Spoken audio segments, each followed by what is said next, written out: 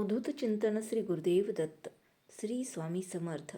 स्वामी कृपेने तुमचा आजचा दिवस आनंदात जाऊ ही स्वामीचरणी प्रार्थना.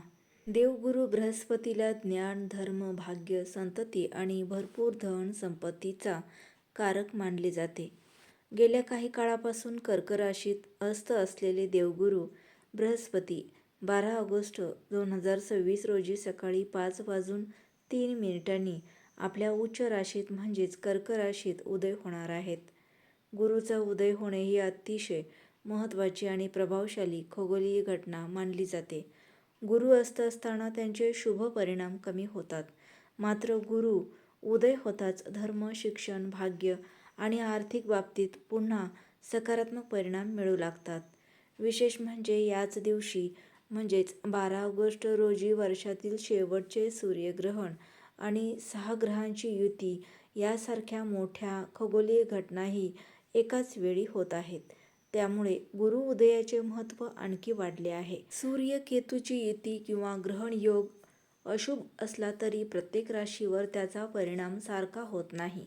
सूर्याचा सिंह राशीत प्रवेश मेष, कर्क, सिंह, धनु आणि मीन या राशींसाठी शुभ ठरू शकतो. मात्र केतूसोबत सूर्याची युती झाल्यामुळे आयुष्यात अडचणी वाढू शकतात.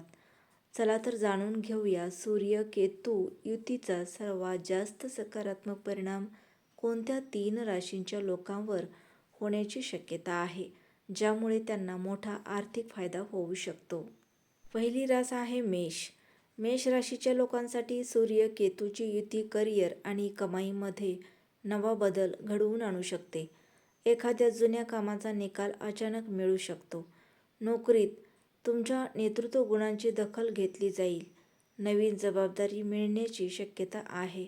व्यवसायात एखादा जुना संपर्क तुमच्या कामी येऊ शकतो. उत्पन्न वाढवण्याचा नवा मार्ग खुला होऊ शकतो. रखडलेले पैसे मिळाल्याने दिलासा मिळू शकतो.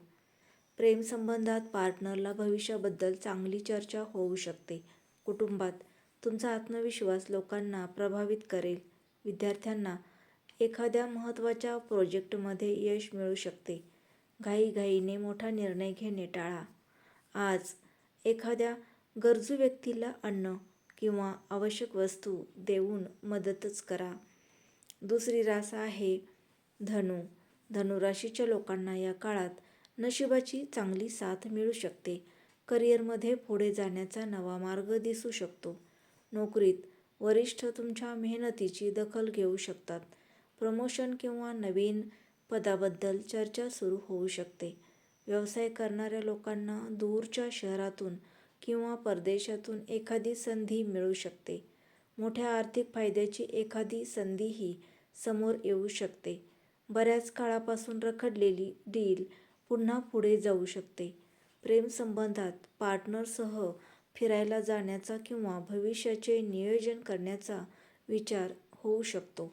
कुटुंबातील एखाद्या मोठ्या व्यक्तीचा सल्ला तुमच्या उपयोगी पडू शकतो.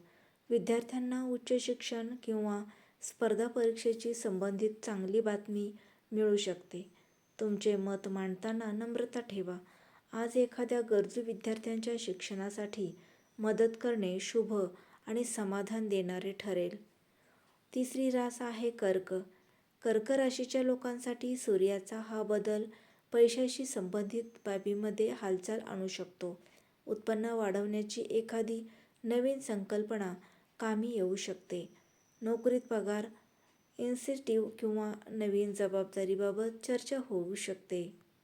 व्यवसायात कमाई करून देणारा एखादा सौदा तुमच्या बाजूने होऊ शकतो.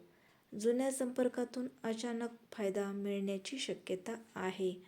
बचत वाढवण्याची संधी मिळेल. प्रेमसंबंधात पार्टनरसह पैसे किंवा भविष्याबद्दल महत्त्वाची चर्चा होऊ शकते. कुटुंबात तुमची आर्थिक समज उपयोगी पडेल. विद्यार्थ्यांना त्यांच्या मेहनतीचे चांगले परिणाम मिळू शकतात. कोणतीही ऑफर स्वीकारण्यापूर्वी तिच्या अटी काळजीपूर्वक वाचा. आज एखाद्या गरजू कुटुंबाला आपल्या क्षमतेनुसार नक्की मदत करा. जवळची व्यक्ती अडचणीत असेल तर तिच्या मदतीसाठी कर्क राशीचे लोक शक्य ते सर्व प्रयत्न करतात. भावनिक स्वभावामुळे त्यांना इतरांचे दुःख लवकर समजते. तर मंडळी, आजचा व्हिडिओ आवडल्यास लाईक करा, शेअर करा.